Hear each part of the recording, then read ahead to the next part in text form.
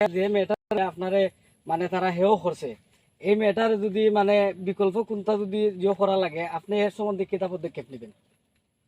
দুষ সাফাইয়া দেওয়ার কোনো সিস্টেম নাই, সব তার একটা সিস্টেম থাকে। যে দুষ যে সাফাইয়া দিতা তোমার ওই একটা গ্রুপ লাগবো। সাফানিও যে একবারে ডাইরেক্ট তুমি সাফাই লিবা এটা তো অসম্ভব। সাফাইতে গেলেও কিছু গ্রুপ লাগবো। আর এমন কোনো গ্রুপ নাই, এমন কোনো প্রমাণ নাই যে আমরা তারা সাফাইতে পারবো।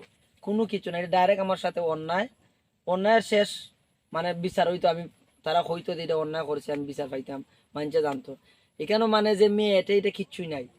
মেয়ে একেই তো আমি চিনি না বা তারাও যায়, এটা হতো আমি যখন একটা চক্র হয়তো আমার করা লাগে। মেয়ে থাকলে তো অবশ্যই মেয়ে এতদিনে মেয়ের সামনে আইতো বা মেয়ে মুখ খুলতো বলে আমার নামে যে এই এই ঠ্যাং মানে শুনতো, ওদিন তো হতো না।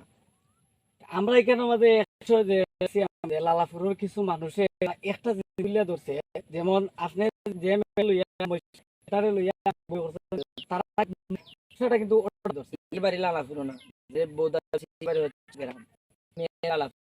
আর এ হচ্ছে এই বিষয় হতো না, এটা হচ্ছে কিছু সেই কিন্তু পরবর্তীতে আবার ওই মেয়ে পরিবার মাপ চাইছে যে এটা করার লাগে।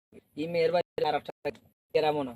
আর যেখানে আমার যে তারা মানে না অজান্ত।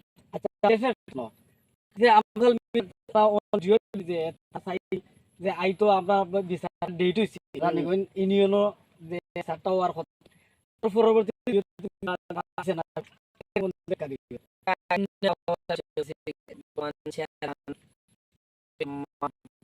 কারণে একটা সমাধান ব্যবস্থা চলছে অবশ্যই। আর তো